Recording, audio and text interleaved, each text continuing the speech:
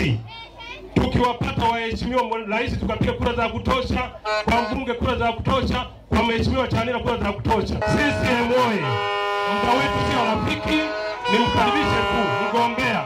Karibu sana mgombea. Hawa wananchi hawa wanatamani kusikia sauti yako na yale ambayo tutakayoyaahidi yatakayotekelezwa na Chama cha Mapinduzi. Changamoto ya mvua, lakini niwashukuru sana ndugu zangu watu wa Ruangwa. Baada ya kusema hayo, nini hasa kinachonifanya nisimame hapa ndugu zangu? Katika Chama cha Mapinduzi sisi tuna utaratibu wetu ndugu zangu. Tuna ilani ya Chama cha Mapinduzi ambayo na inadi mbele yenu leo ya 2025 2030 ndugu zangu. Chama cha Mapinduzi huko nyuma na serikali zake limefanya mambo mazuri kwa watu wa Ruangwa na Tanzania nzima ndugu zangu.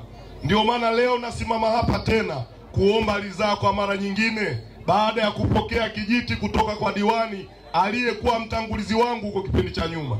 Ndugu zangu, serikali yetu hii imefanya mambo mazuri sana kwenye jambo la elimu.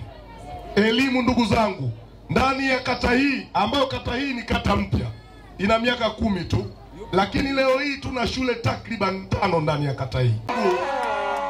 Pamoja na hayo, sambamba na hilo, pamoja na hayo na kutambua changamoto tulizonazo ndugu zangu, Chama cha Mapinduzi na serikali yake ndani ya ilani ya 2025 2030 bado imeendelea kusogeza huduma ya elimu kwa wananchi wake, na katika mitaa yetu kama Nobola ambapo wanafunzi walikuwa wanatoka mbali kule kuja kusoma huku ndugu zangu, kutambua kwamba watoto wanaosoma ni wadogo wadogo na wanapata changamoto nyingi kwa kutembea umbali mrefu, na wakati mwingine tunasikia matukio ya ajabu, watoto wanabakwa, watoto wanalawitiwa. Na kwa kutambua hilo, serikali imeamua kupeleka shule katika mtaa wa Nobola ili kuhakikisha watu wetu wa Nobola nao wanapata huduma ya elimu ndugu zangu.